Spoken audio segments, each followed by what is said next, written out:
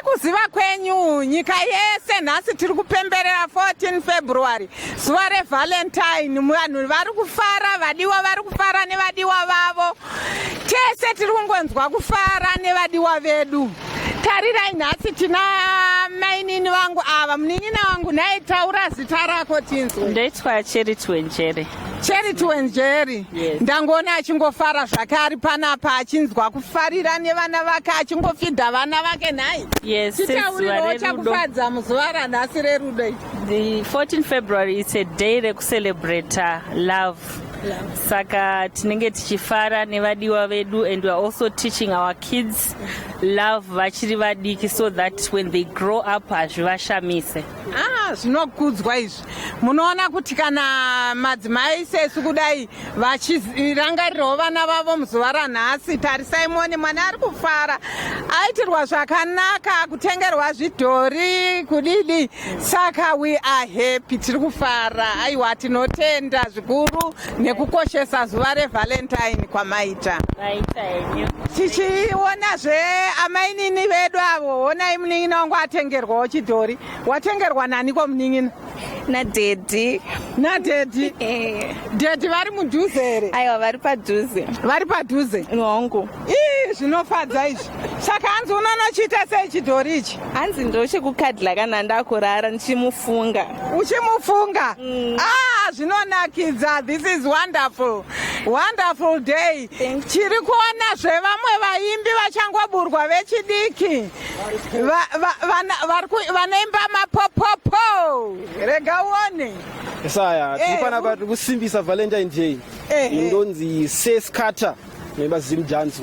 Ndikazimselebhu kachiri kusimukirawo, toda kusimuka. Muri kuvaona kaseskata vachifarawo muzuva rino ranhasi kuti vari muValentine. Seskata indokuziyai muchiimba zvisingaite. Aiwa, izvozvo igaro zivati tinobata basa. Handiti? Tobata basa. Saka nhasi maimbo here nzimbo dzevhale? Mai hatina kuimba, but zvekuwaimbira tiwashaire tongowapa mbichana. Chimbotabulate nzvona. Ndikatingoimbire maini nobva nekadhori kava kadai dedhi vari padhuze tanisovaitira ka, because vanzi vanongofungwa ka. Tongoimbira kuti baby ndiwe wandinoda, ndiwe wandinoda, kwandiri wakakosha kudarika ngoda, kudarika ngoda. Vanenge vasefa vakosha kudarika ngoda mainini wedu. MuZimbabwe mune zvipo vedu tiri kungozviona zuva ranhasi Valentine. Avo baba munini avo ndiri kungoona vari kungoskwidha nevasikana vakangowanda.